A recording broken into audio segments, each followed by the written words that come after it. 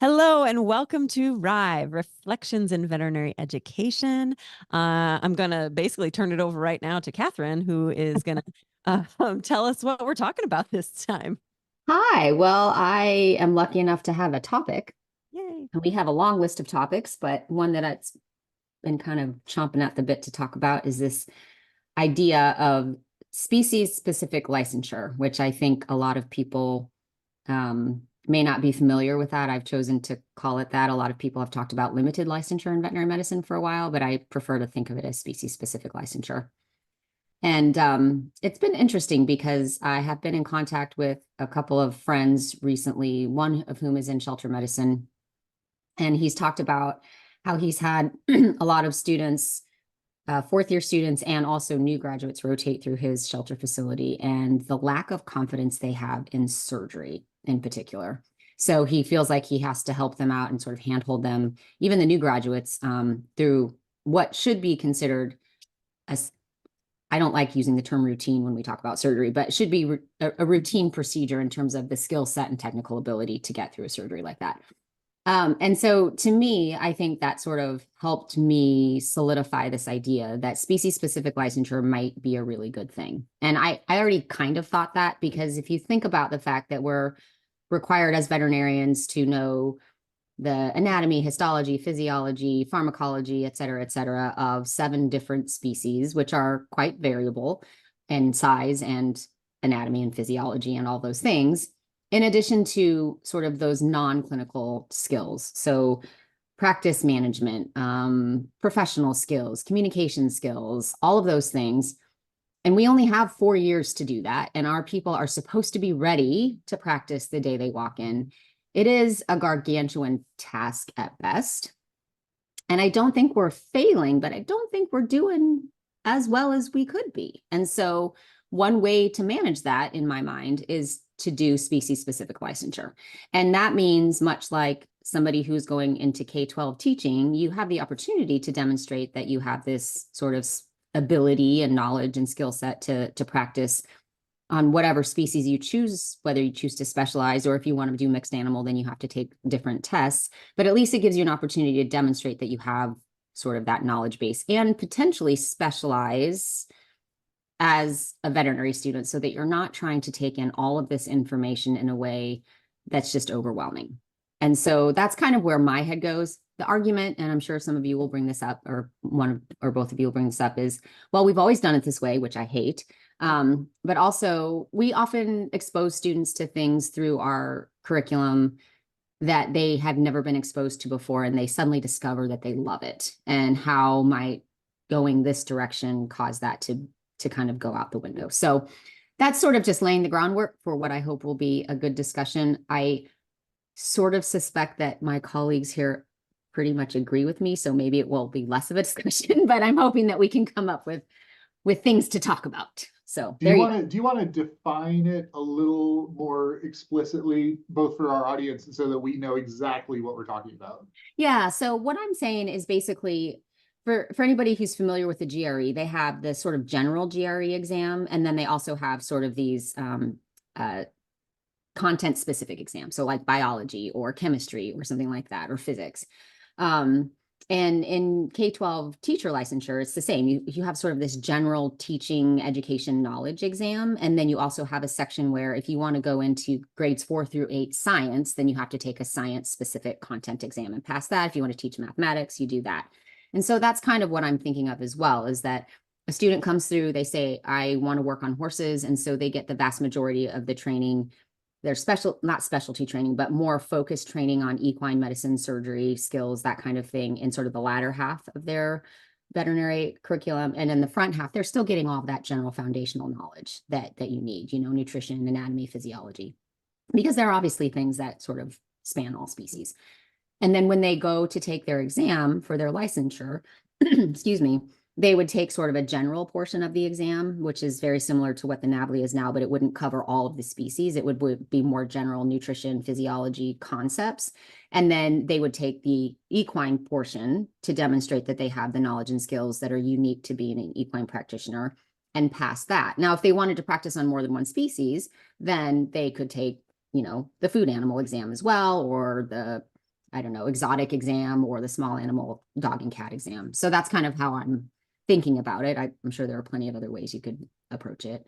And then their license would be specific to the species for which they had passed the exam or exams.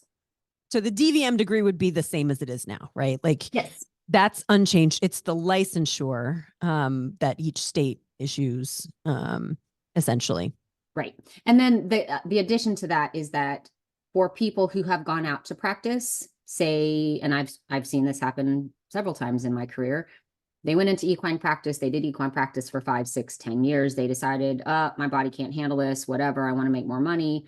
Then instead of just being able to immediately go into a different species after having been out for 5 or 10 years, they would be required to take another exam to demonstrate that they had the competence to do that. And then once they pass that, they would be able to go in practice. Is that so? Presuming that they didn't do it right after graduation, right? Correct. Like at graduation, you could take all of those. Mhm. Yeah. Yeah, you could. Yeah. When it's like fresher in your mind, arguably. Yeah. Yeah. So I, in vet school, was the biggest proponent for this because I'm like, there's no way I'm going to touch a horse in my life. Why are you making me do this thing that is frankly going to get me killed? And then I became an anesthesiologist. So that is it's a struggle for me because on the one hand, it's like, no, I remember being that person. But if I had had that option and not, taken the whatever, I mean, I got to do everything, right? Freaking birds, fish, like whatever comes. I would take every specialty exam to be an anesthesiologist. That just wouldn't have been maybe not an option, but I think that it would have been a significant stumbling block to change my professional direction from what I had envisioned it being. So that that is the personal holdup that I have is that like for me that would have been bad. Yeah. But don't you think that it might have to alter the way the anesthesia residency is delivered, and it might have a little bit steeper learning curve for you, but there might be a way that if you become a specialist in one of those areas where you do have to work on all those animals, that you can get, like, there's a special licensure process for that. Because most specialties don't work on all animals. Yeah. Right. Like you're an exception, not the rule. So But there are several that do. There are. Cardiology definitely, spans. I mean, mine, we have separate, for ECC, there's large animal and small animal, under the same umbrella. And part of the exam is the same. So kind of like what you're describing, and then you take your species specific portions. So yeah, I mean, that's kind of one of the things that my head went to is what is the knock-on effects of that? Because a lot of these other programs are built on this foundation, and that would have to be, and like anything, it's not insurmountable, but a lot of things that would have to be considered. So where my head goes, my first response is, one, neither Eric or I would say, well, that's how we've always done it. Neither of us was going to use that. I do know that. But what I think, kind of going the opposite direction, how we've always, things are a lot different now. Like the actual body of knowledge that we have has also grown so much. And so the expectation, which has always been like a big ask to say, know all of these species. And then also we might present you with another random species and we're going to expect you to know that too, like, on the fly, maybe not on an exam, but in life. But like how much we know about each of these species has grown so much. And the level of care that is expected, the floor keeps rising as the ceiling does. And I don't think that's a bad thing, but it does mean that it gets really, really hard to fit what a practicing veterinarian, pick a field, but what a practicing veterinarian should know in order to do that well. It does get really hard to imagine how you can fit that reasonably into 4 years, because it just I'm going to argue with that because what I think we're teaching them is not what they need to know because they have the access to the database of humanity in their pocket. Yeah. Like all this memorization nonsense, get rid of that. Get them in surgery with their hands. You know, Well, if that's the deficit. I don't disagree with you, Eric. The problem is that that is not what happens in the classroom in veterinary programs. That Right. that we Yeah. have and this is a whole nother conversation, is we have faculty, and I was just discussing this earlier today, in fact, that strongly believe that it's their job to teach everything they know about their specialty to every student, every time they have that opportunity, and part of it is because they're so passionate about what they do, which I 100% appreciate. But the fact of the matter is that veterinary students do not need to know everything that you know as a specialist, whether you're a No, PhD no, no, no. specialist or a board certified specialist or both. They need to know the minimum thing that they need to be competent and to be able to do what you said, understand that if they push 2 + 2 into a calculator and get 5, it's wrong, and how they go make sure that they get the right answer, Yeah. right? They have to have enough knowledge to recognize when something's wrong and I be think able to that's find the answer. they do have to have there is some level of foundational knowledge Yes. that's needed, and I'm certainly not one that advocates for memorizing. However, there's got to be some foundation. Otherwise, if you're looking up every little thing, like you're paralyzed, you can't get anything done. So where that is, I don't know. But I know that if you have to do it for many species, it's more than if you only have to do it for one or two. And so you know the other thing that I struggle with the species specific licensure is there's a lot to be gained from the comparison, or like the comparative aspect of veterinary medicine is, I think, actually one of the strengths of veterinary medicine, and I think it's one of the things that sets us apart from our colleagues in human healthcare, is that we do learn a lot about comparing and contrasting between the species, and that we can learn a lot from that. And so how does that work? Now, obviously, what you've described, Catherine, is we're not getting rid of that entirely. No. So the foundational information, is that going to be enough? Then I also go back to like anecdotes where I learned some really, really important things in the fields and the areas that were not what I was going to practice. And I knew I wasn't going to practice, but I went into things with it. I was like, what can I learn? And I learned some really great, great things. It's not the facts, right? To Eric's point, it's not that I learned this specific disease about cows and I've retained that. It was the thinking process. It was the critical thinking skills that I learned. But there is something about putting yourself in a scenario or in an environment that you're not comfortable with that sometimes opens you up to those other perspectives that I'm like, would I have appreciated that in the same way if I was in a more comfortable environment? So I think it's about trying to find the balance between how much of that broad foundational information, how much of those diverse perspectives are needed before we can start narrowing things down. Because the reality is, after graduation, the vast majority of veterinarians do narrow things down. Yeah. And so, maybe that can happen earlier, I think, is really what you're saying, Catherine, is, can we Yeah. narrow things down earlier? I think it can happen earlier. I'm not advocating in any way, shape, or form that we get rid of the comparative aspect, or that we say, okay, you're going to start on day one and the only thing you're going to study is cats and dogs, or the only thing you're going to study is horses. The comparative aspect is extraordinarily important. And I think it also helps us translate knowledge and experience and information from known situations to unknown situations, right? And that's what true learning is, and problem solving and clinical skills is taking information, synthesizing it, applying it in a way that you say, okay, well, I know when I worked on a cat, and actually zoo practitioners do this all the time, right? This is what they have to do all the time.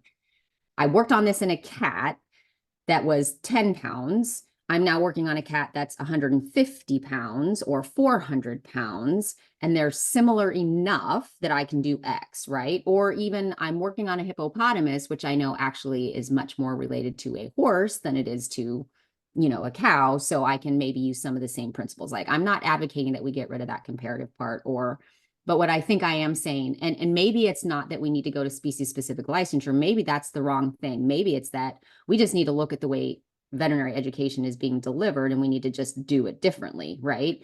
And we need to train our educators appropriately and all that kind of stuff, which I think we've talked about indirectly and directly, and maybe need to have a whole session on. But I think the concern that I have from my own, and this is a lot of it stems from my own personal experience of knowing, I mean, I was 10 years older than most of my classmates when I went to vet school. I knew I wasn't going to specialize. I also knew that I was not going to go work on horses. I knew that I wasn't going to go work on cows. And I knew that, and there was literally nothing that was going to change my mind. It just wasn't going to happen. Now, there was a possibility I was going to go work on zoo animals, so I still needed that experience and the comparative, information. So that was a struggle for me, and just the volume. It wasn't necessarily even the difficulty level of the information. It was the sheer volume of information, and that is across the board. And I talk about this in my book. It's like, no matter how hard you try to squeeze 10 pounds of poop into a 5-pound bag, you can only get 5 pounds of poop into 10 pounds or 5 pounds of poop into a 5-pound bag. And the way you do that is you squeeze out the water till it's 5 pounds, and then you can stick it in there. So something has to go for you to be able to do that. And maybe that's more the point. The other one is that from personal experience, I have seen an equine practitioner who practiced for 10, 15 years, who then one day decided that she didn't no longer wanted to be an equine practitioner and went into small animal emergency practice. And I know this firsthand. This is not anecdotal information. She not only did she practice really bad medicine that any second-year student should have known better, but then questioned why her patient died afterwards. And yes, that's an N of one, right? Like, I am not trying to impugn all people who do this or all equine practitioners. Please don't misunderstand me. But somebody who has been out long enough to know better, and maybe she wasn't a very good equine practitioner, I don't know, but somebody who has been out long enough to know better to then go back and kill an animal, literally kill an animal, because they chose to apply some principles that they had done in large animal practice to small animal practice, which was completely inappropriate.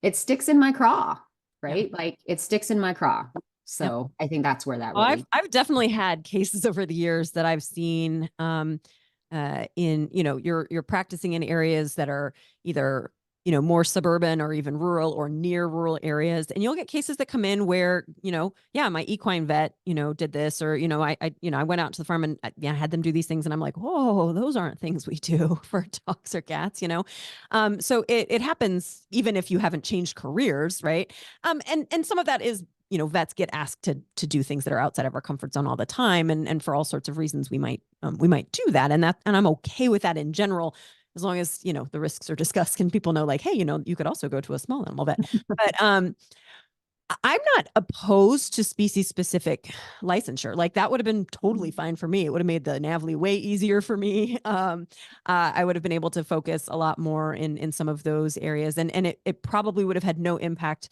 on my specialization, again, because ECC is, divided up into small animal dogs and cats and equine. But I do think it does get complicated when you think of all the different career paths that people have. And so conceptually, I think it makes sense. Practically, it's really challenging. Sure.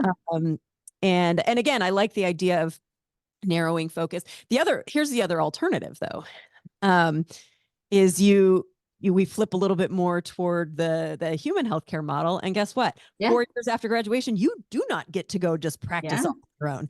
And you now have to go on and do postgraduate or, yeah, you got to go in and do an internship and a residency in something. Yeah.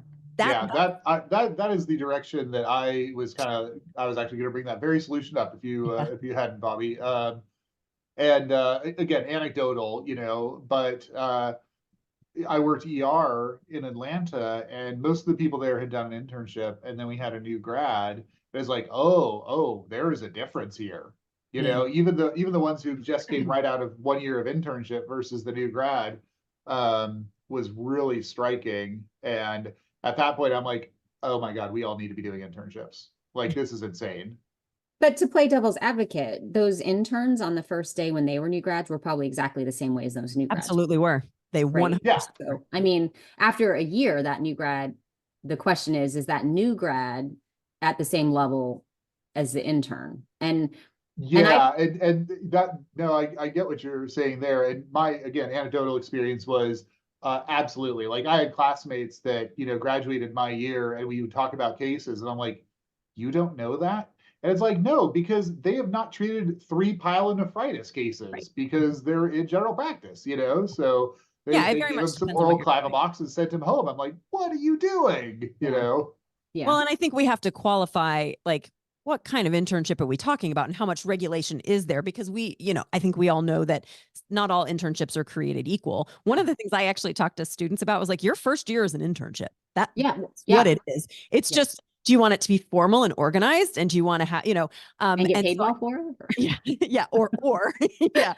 Um, but again, the difference when it's that's another thing though. Like if it's mandated, guess what? Salaries can that Yeah. can have a big impact there, Yeah, for because sure. that's a huge difference in human medicine versus veterinary medicine. If everybody is going out and doing an internship, you're a doctor, Yeah. right? But you are required to have some supervision. You're Yeah. not. And so that's the difference between going into an internship. Yeah, you are absolutely as ill prepared as somebody who's not doing an internship on day one. But hopefully, if the internship is well designed, there is a nice scaffolding, there's a support system and there are clear people who are responsible, where that can happen if you don't do an internship, right? You can go and find a great practice with good mentorship. A lot Yeah. of people get that. What I tell students all the time is you're going to have to try harder to find that on your own rather than going through a formal, through the match program or something like that. That doesn't mean there aren't crummy internships out there where you're going to be left to your Yeah. own devices as well.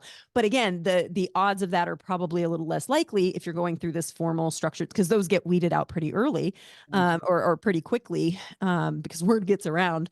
And so that's, that first year though, it's a crucial year. And Well, so provide yeah, some more guidance for what it should look like. I mean, I certainly, and I sort of got dumb luck when I got my first job out, and it didn't end as well as it started. But I am fond of saying that I had the internship experience without the internship hours and internship pay, right? Yeah. Like I was in a 7 doctor practice that was all day practice and emergency. I had the opportunity to have people there to support me. And again, I was 10 years older than most of my classmates, had a lot more experience from sort of the general life perspective. And so I think in some ways was a little bit more prepared to go into practice in terms of that, not necessarily the Sure. medicine and surgery part, but because I had that support, I actually was quite a bit ahead of many of my classmates at the end of that year who went to practices that didn't have that support and didn't have that kind of caseload. And so you're absolutely right. I mean, I think the flip side of this is, yes, maybe we do have to go to a system where we no longer are pressured to create day one ready graduates, Yeah. which would put a lot of less pressure on a lot of people in a lot of ways. And just say, listen, we want to make sure that you're as successful as possible. We're going to make sure that you do this by going through a formal internship of some sort, whether that's in private practice or a teaching hospital or whatever. So I am not married to the idea of species specific licensure. What I guess the crux of this is we've got to do something about the system that we're raising our veterinarians through, because right now I don't think it's tenable for anyone. And I don't think we're doing a shoddy job, but I think we are not doing nearly as well as we could. And there's lots of opportunity to make it not only more like well-being and all those kinds of things is a big thing, but make it more amenable to people being healthy, happy practitioners who want to stay in practice longer than 5 years when they graduate, because that's the average time that a lot of people stay in practice these days is 5 years. And I have a lot of classmates that contact me on a regular basis. We've now been out for almost 15 years, actually over 15 years. And so many of them are like, I don't want to do this anymore, but I don't know what else I can do. And that, we put a lot of time, effort, and energy and money into that. And to not want to do it after 5, 10, 15 years. And I'm certainly one of those as well. If I had to go back into practice, I'm not sure what I would do. So, yeah. I wonder how true it is that we are globally not doing a good job of turning out day one ready students. And I say that because when I was at an institution that was their focus from when they started the school, I actually felt that goal was achieved. It much to my surprise, frankly. I was extremely skeptical. And then I showed up and I was like, oh man, yeah, like they can do surgery, they can do dentistry, they can recognize a hot spot, like they're reasonably competent general practitioners, maybe a little behind the 8 ball for advanced study because they didn't see very many of those kind of complex sorts of things. But yeah, and I'm so, with all the new vet schools coming online, I'm curious if that could change the paradigm. Because I guess what I'm saying is I agree with you that we can't stuff more information in, Yep. and that we've got to that's a problem. But I think that it is a solvable one Yeah. with the educational paradigm.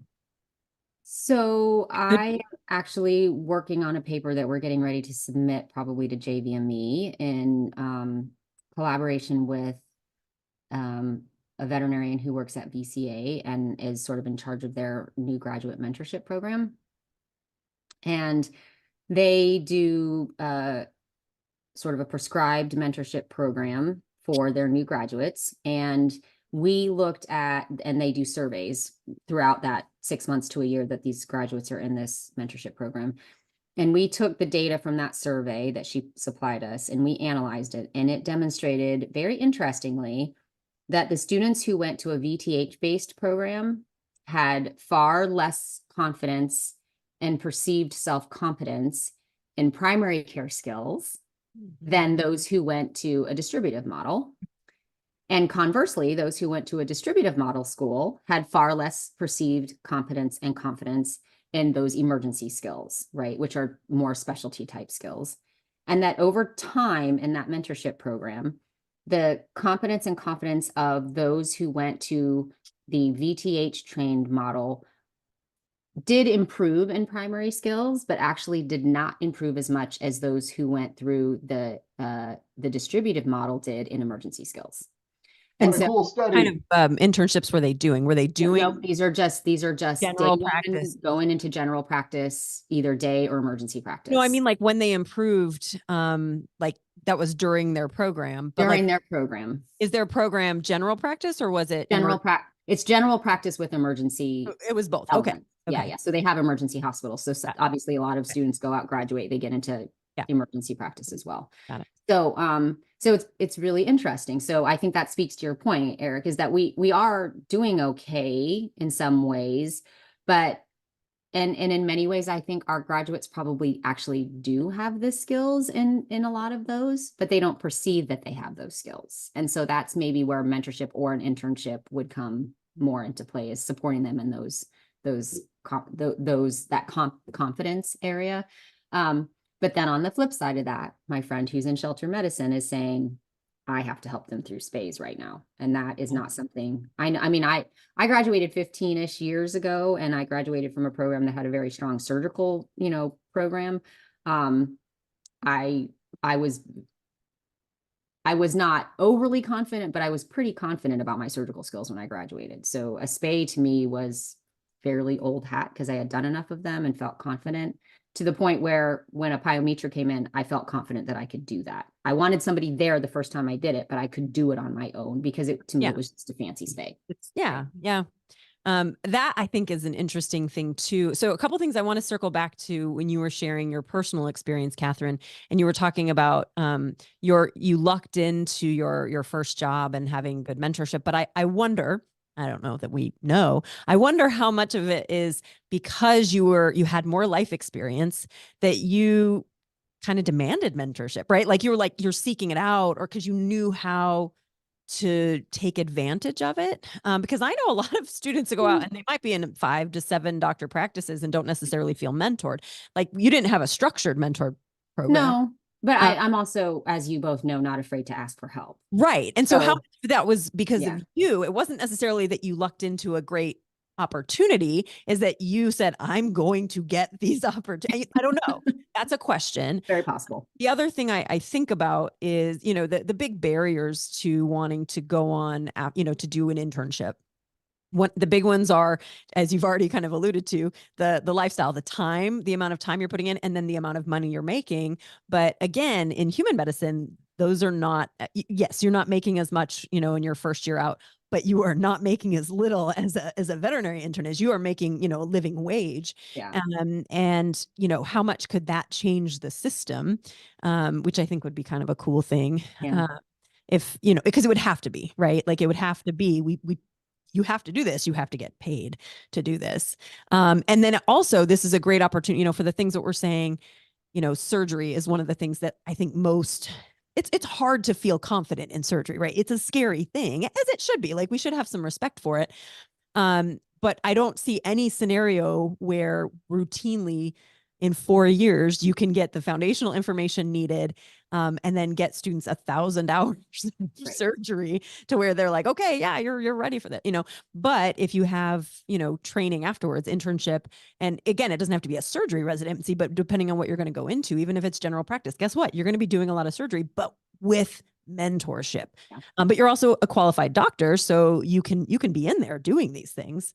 I think it's a fascinating question. Well, we are seeing larger corporations that are investing in that significantly. Oh, yeah.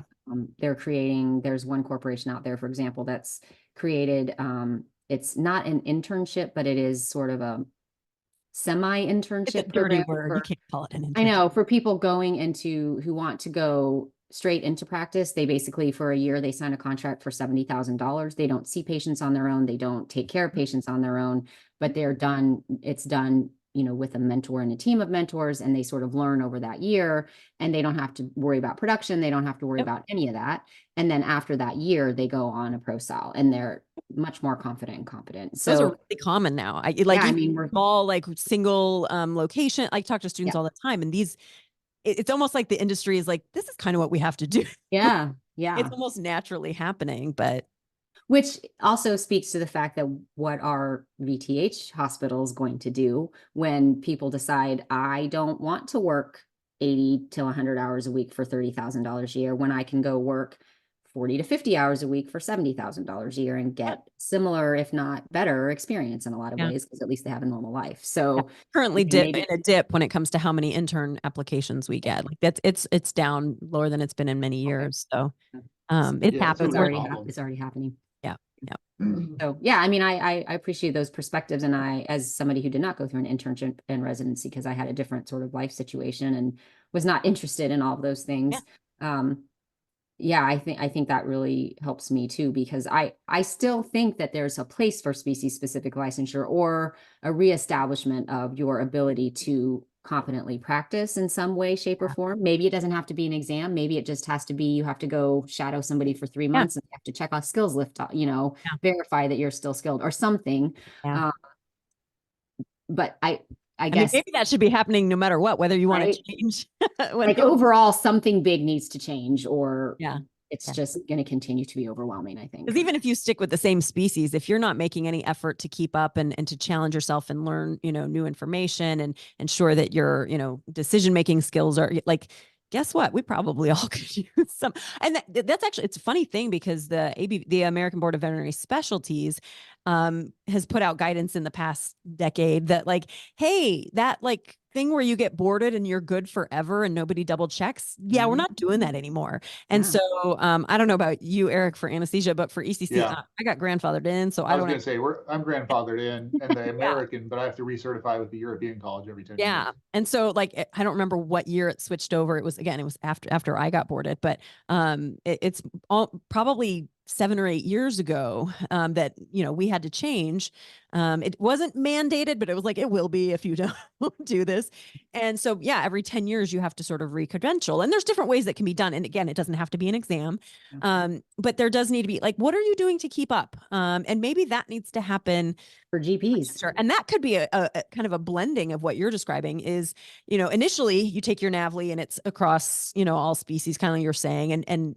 But if you want to re-credential or you want to, reestablish, maybe at that point you choose, well, I've only been doing this species for the past 10 years. And now I choose my species specific licensure. And so I can't practice these other ones. That might be like an interesting way to like ease people into it too. Well, and I would point out that as a GP, I don't ever have to re-credential. I take my NAVLE and I'm done. I mean, unless I get out of practice for a significant amount of time and I go to a state that requires some additional credentialing process, but I don't ever have to re-credential. I have to go take CE, but what that CE looks like and how effective it really is, I mean, that's a whole nother conversation about how broken the CE system is, at least for general practitioners. So I mean, So maybe that's the solution though. Like you get your Maybe. initial after vet school, you get your full licensure, right? But when you go to recredential, because now you have to you actually have to do that, you can choose, and that kind of takes care of the whole, I'm not Yeah. sure what I'm going to do and I'm going to change my mind. And so now guess what? 10 years out, you can still change your mind after that. There's just different things. But now, okay, you've been doing this for a bit, you haven't retained everything that when you finished vet school. So if you want to change, at this point, you now 10 years out you have to declare, or 7 years out, or whatever it is. So that would be an interesting way that would get around the issues of, but if I'm going to specialize, I want to have Yeah. 7 different board exams. And if you change after 7 years, then you're going to have to pass this exam. Yeah. And it's easy to pass the exam if it's a species I've been working on for the past 7 years. That shouldn't be a problem, right? So yeah, I Yeah. don't know. Maybe that's how we get around it. Yeah. So it's interesting. It's like, okay, the problem is that we feel that their students are not graduating and they're not feeling competent and confident to do this stuff. So, we've talked about some solutions here. Another idea that comes to mind for me is, do we need to talk about that confidence piece? Mm. Because when you talked about the pyometra, I'm like, oh yeah, I remember when I worked ER doing a C-section, and there was another vet there who had never done a C-section. I'm like, whatever, I got a 10 blade, let's make it happen. Yep. Like Yep. I would do crazy things when I think about it as Yeah. a relatively not experienced surgeon, but I'm like, I got some basic skills. I think I'll figure it out. And you know, wholly unearned confidence. Yeah. How'd, I did a how'd that tape go? cholecystectomy in my first year of practice. Woo. And like I didn't do it completely alone. I had another very experienced practitioner and surgeon. And then I read more about it afterwards and I was like, oh, I'm never doing that again, right? Like we Yeah. got lucky and everything went well, but I'm not going to do that again. So Yeah. I agree I with mean, you. I always told the clients, I'm like, I think you should go see a surgeon. But if they're Yeah. like, no, like we're not going anywhere else, I'm Yeah. like, all right, well, I guess I'll cut your cat. So maybe we need to have a conversation about that. Like if part of Yeah. the problem is the confidence, maybe that is part of what we need to be thinking about. I'm glad you I, shared yeah. that, Eric. Yeah. Yes, that was one of the things that I was thinking about when earlier, I think it was Catherine who was talking about, yeah, like students not feeling confident in Yeah. surgery and things like that. And I kind of had the same reaction. I was like, I think I was maybe overconfident Yeah. because I don't think I had, like, when I think about the number of experiences, surgical experiences I had in school, we had a handful of terminal surgery labs. Mm. And then I think we got to do a spay on a dog or a cat, or a neuter on a dog. I had a dog neuter, so I didn't do a spay in vet school. And then I was working at another emergency clinic, and then somebody brought like one of the, I don't know, technician's pets or whatever, and so the vet was like, "Here, do a spay." And so I had some mentorship there, but like my surgical experience was very limited. I think about, some of the students that go through shelter. Like I didn't go through a shelter. I didn't get to I had dozens. 20 or 30 under my belt by the time I I got to. did not. I had Yeah. 1.5, and Yeah. I had very little. And then I did an internship at a university. I did 0 surgeries then, and then during my residency, I mean, I did procedures, wound cares, and procedures and things. So like my hand skills were fine, my surgical skills were fine, but I hadn't done surgeries. And then yeah, so I finished my I was scrubbed in on some surgeries during my residency, but I was not the surgeon. Yeah. And then afterwards, I'm like working in a place where it's like, oh yeah, we do some surgeries. How you feeling? I'm like, not Sure. wonderful, but like we did a couple of labs with some surgeons, and I was like, okay, yeah, I kind of remember most of these things. And it's like, all right, have at it. And next thing I know, I'm like supervising other people doing surgeries, and now I'm doing them, more commonly than I would have expected. And at some point, that confidence is like, oh wait, I do have the basic skills, and I have the confidence and the knowledge that I can transfer what I know from this situation to another one, Right. which is what Catherine was talking about. But I think you're right. The confidence is a big piece of it, because very few of us get out there. And I mean, how long is it going to take to get 1,000 hours of surgery? Yeah. Like, I don't have a concept for how many days, weeks, years, or procedures that is, to be honest. And so people are out there doing crazy surgeries with not that much. Yeah, been there, done that. Yeah. So, and generally doing pretty okay. Well, So, and I think that begs the question too of the conversation about the shift in the societal shift of and expectations of what an education is supposed to provide for you. And I think so anybody who knows me for any period of time knows that I like this idea of the pendulum, right? This analogy of the pendulum and how the pendulum usually swings from one extreme to the other, but it never stops in the middle, which is where we need it to stop, right? So it's either too needy or too confident, but it never stops right in that middle where it's like, I know when I need to ask for help and that it's okay, but I also know that sometimes you just gotta suck it up and get through something. do the best you can. Yeah. Yeah, and I think the pendulum has swung to the point of needy. And that's not always, and in many cases, not even the majority of the students' fault. It's the system within which they've been taught and raised and how they have been ingrained, how it's been ingrained in them to approach the system that they're in, right? And so they're advocating for themselves more. They're not afraid to question authority. They're not afraid to say, I don't think this is right and you need to do this for me. And in some ways, it sort of swings over to that sort of sense of entitlement that we feel they have. But we have also done that to them in the system. Right. Some of it's a natural backlash Right. to sending ill-prepared people out to do things they shouldn't be doing. So, Right. like And you said, so, the pendulum just goes way too far back the other way. yeah. And so I think that is part of the reason that we're having a confidence problem, right? Because Eric and I had too much. well, and I probably did too. I mean, listen, I did a cholecystectomy before I had been in practice for a year, right? Again, never did it again and just got lucky and recognize that now. But you know, I mean, and this is not a veterinary issue. This is a societal issue. I have friends who have kids that are 22 years old and don't drive a car because they're too afraid to drive a car, right?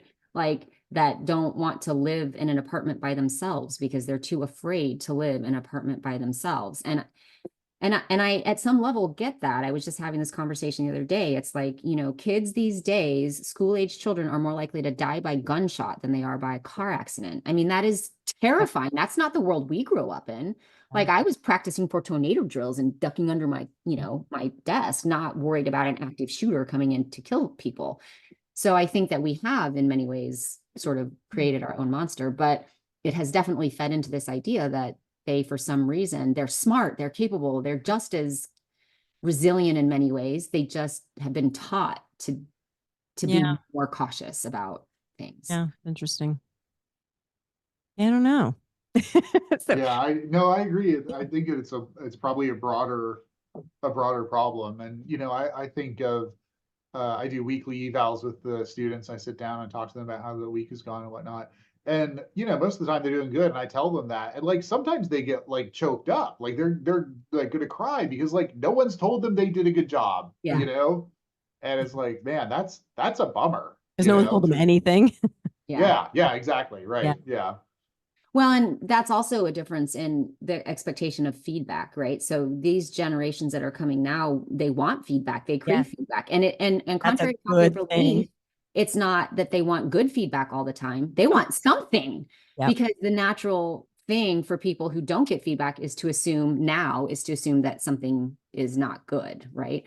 Where we grew up, and maybe you didn't, but I grew up in a generation where no feedback was a good thing, right? Like no news was good news. So if you were doing okay, nobody was going to say anything to you. If somebody was coming to you saying, hey, we need to have a conversation, I have something to talk to you about, I was like, oh God, what did I do wrong? Yeah, the only feedback is bad feedback, right? Yeah, like everything's going to be like, all right, get ready for it. And yeah, I actually think that I agree with you, Catherine. I think the generation right now, not only do they crave feedback, they're actually really good at giving feedback. I don't know how much of this is my observations anyway. If like with social media, I know we talk about social media is terrible and all the comments and things, but actually they kind of know how to make specific, like very pointed feedback that I think like if they put a little thought into it, can be very constructive.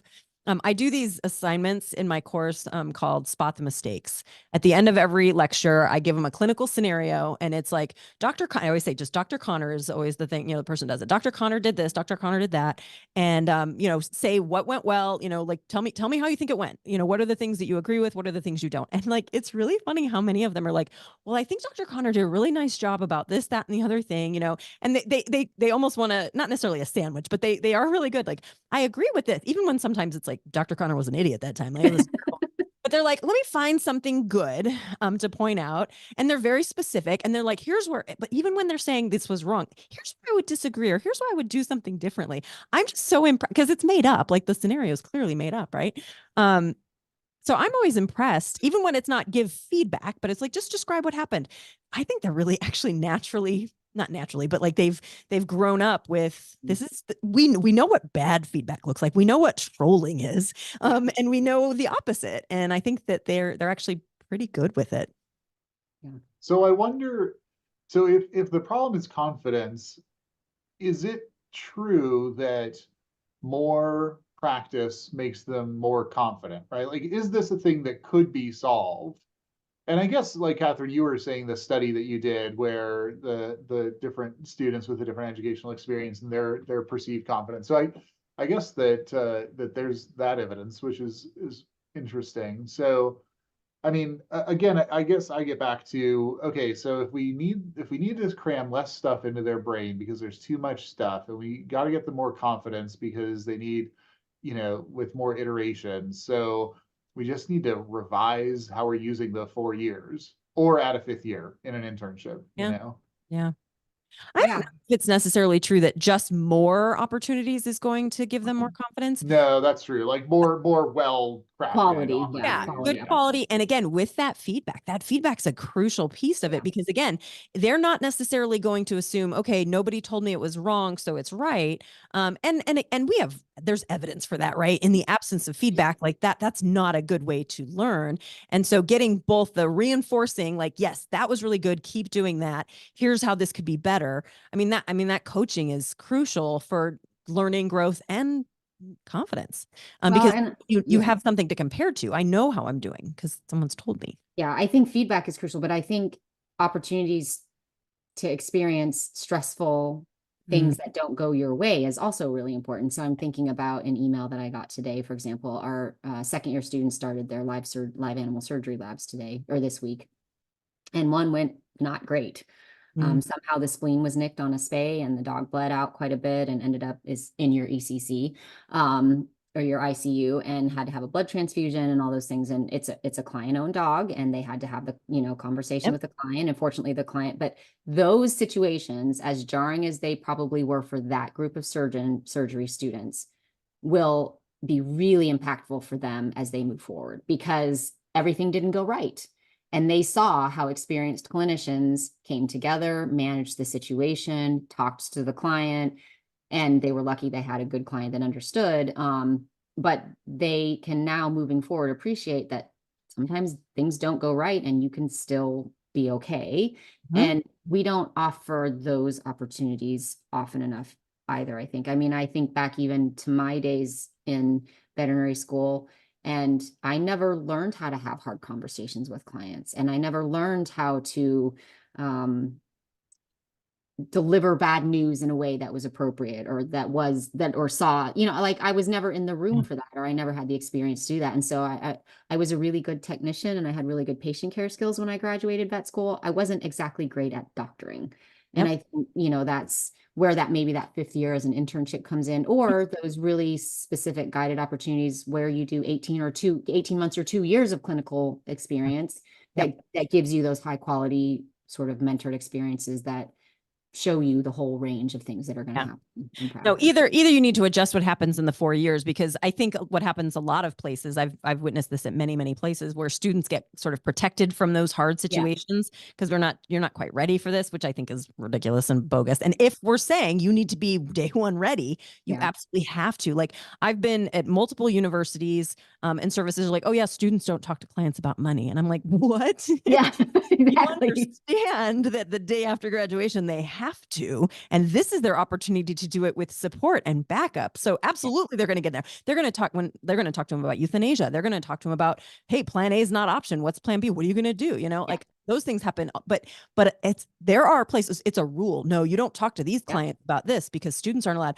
Oh, but the biopsy came back as cancer. Oh, well, we can't have the student call back. They can call back with the negative culture results, but what are you talking about? Yeah. This is the opportunity to like role play with them. And what are you going to say? What if they start crying? What if they get angry? What are you going to do then? And so, yes, either we need to bring this into the 4 years and very intentionally get them ready, or all right, fine, but that's what you're going to learn it, because that is a steep learning curve for interns right now, is like, all right, you're the one that's going to go talk to the client who's angry.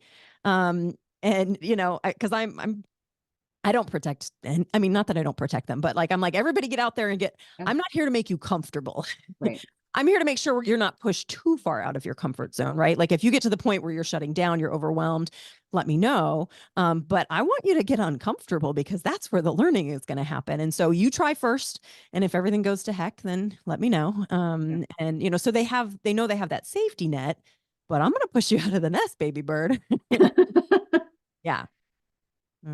Another thought that comes to me as a potential solution is more transparency, so there's more accountability, right? Because how do you find a vet now? You go on, you go on Google, you look there at the reviews, you talk to people. It's like, oh, I know a lot of very charismatic bad doctors. Yeah. A lot of them are on TV. Yeah. So yeah, maybe more transparency, Like now that. the structure for that is going to be a significant undertaking, but like in human human medicine, they have like standardized medical records, all, electronic stuff and all this, and they are, getting a little more transparent. So that would be another way is just improve the accountability. Yeah. So tell me how you envision that looking. I envision that looking something like, collecting data on their medical error rate, collecting and having, published data on surgical site infections, having the public data about like, does this practice use checklists, or, like those things Comparing that it to like the the human standard. system stuff. Yeah. Yeah. I think that's important, as long as there's a standard to compare to, because you don't want like avoidance of trying hard things, right?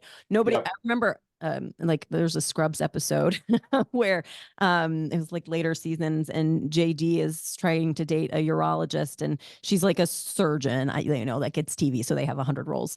But she didn't want to take on this surgery because it had a high chance of failure and it was going to ruin her stats. And so I think what you're talking about makes sense. You're like, okay, here's your, post-op infection rate, and here's the national average, right? To provide some perspective. Or here's the success rate with this surgery, and here's like the mortality rate that's expected with this surgery. So as long as there's context, I think I like that. I think that's actually really cool. And it's a form of feedback for us, right? Like, hey, I need to improve in this. I need to go and do some CE.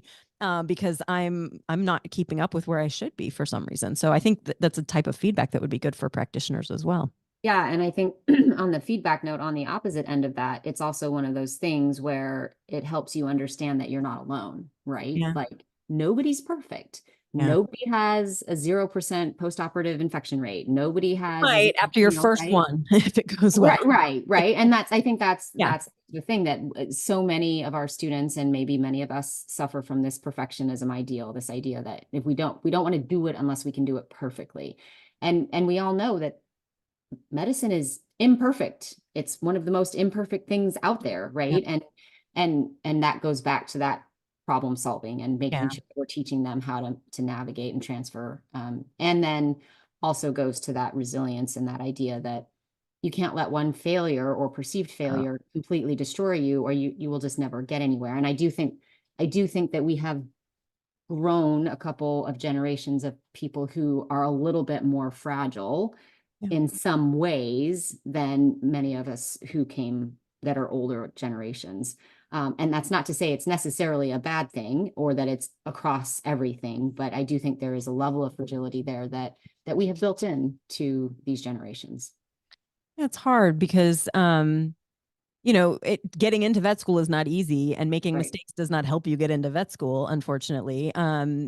Even though it probably should, right? I Yeah. mean, it can, if you put it into your letter of intent, or there's more of that, I think, in the admissions process now. Talk about a time when you failed and tell us what you learned. So I do think, but like collectively, no. Like if we're looking at statistics, I think that's the one thing that I think, as I think more about it, that gives me pause about the metrics and the numbers is they can be misleading, Mhm. right? And I Numbers never lie, Bobby. What are yeah, you right. talking Numbers are about? objective. I'm like, well, what are they representing? Because, well, where I'm thinking is, okay, the last 100 dogs with diarrhea I saw came through and they all got better, and I gave them all metronidazole. And so it seems like you're doing a good job. Yeah. And I'm like, but no, Right, right. you are contributing to this other global phenomenon that's going to cause all of us to die on our deathbeds of a resistant bacterial infection. And so I think you have to be really choosy about what data you're using for these metrics, because that can be really misleading, because people think, oh, the animal got better, I did everything right. Right. The flip side is also bad, that the animal died and it's my fault. And one of the phrases I say to students all the time, I said, most of the time the animals are going to do what they do in spite of us, not because of us. And that's humbling, but also freeing, Yeah. right? It's humbling. Like, no, I'm not playing God. I'm trying to just like move the needle a little bit this way, or I'm trying to guide them this way. But I can very rarely, I mean, there's a handful of things that we can do, but very rarely can I flip things around completely. And so it means that I can't take credit for everything that goes well. But it also means I don't have to take the blame for everything that goes poorly. So I have to look at what happened, what do we know, and how do I compare that to, larger studies and things like that? Because it's so easy to fall in the trap of, this case happened, this N of one, which we all know, we use that phrase, N of one doesn't mean anything. And yet It does. emotionally, so much to us all the time. And so how do we remind ourselves? Because I think both are dangerous, right? Like if you're devastated because an animal passes away and it's your fault, whether it is or not, that's no good. But if you're assuming you're doing great because everything's getting better, that's also dangerous. If you're not looking at that a little bit more, taking a little step back and saying, is it because of me or is it in spite of me that that's happening? Yeah, absolutely.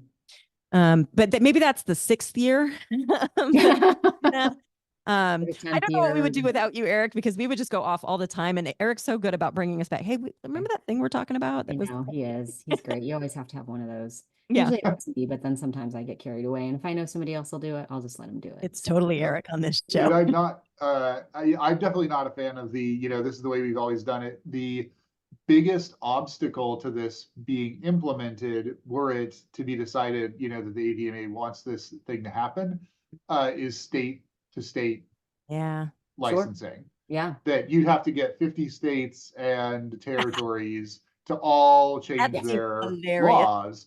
And yeah, it's just until we have more universal licensing, I think it's I wonder what would happen impractical. if like I Wisconsin just decided we're going to do this now. Yeah, that's what I Yeah, was gonna say. I don't know that you'd have to get them all to change. Yeah. You just have to get one or two, and then if it And works, then it would be great. But now I it, will say you could dangle the financial thing, right? Because you can charge that's true. maybe a little bit less ha, overall, but if you have 5 different species licensures exams and they're each $250 versus one exam that's $600, you're gonna Yeah. make a heck of a lot more money. So I think the way to get it to happen is to have someone rich or powerful or both have a adverse experience Mhm. because there was someone who, like you were talking about, like Yeah. switch species, right? Like that's how this would happen. I like how you separated out rich and powerful like they're different things. well, I mean, there are Mm. Yeah, rich politically, people yeah. who Who So are aren't. the powerful people who aren't rich? that's fair. Well, but there are lots of rich people who aren't powerful. They are. Depends on how you define power. Yeah. I define it with money, obviously. Obviously. I think And on that note. I was like, That's I don't good. know a single rich person who isn't powerful in their, like in their sphere. Again, you're right. Jeff Bezos has no power. That's right. He's powerless to change anything.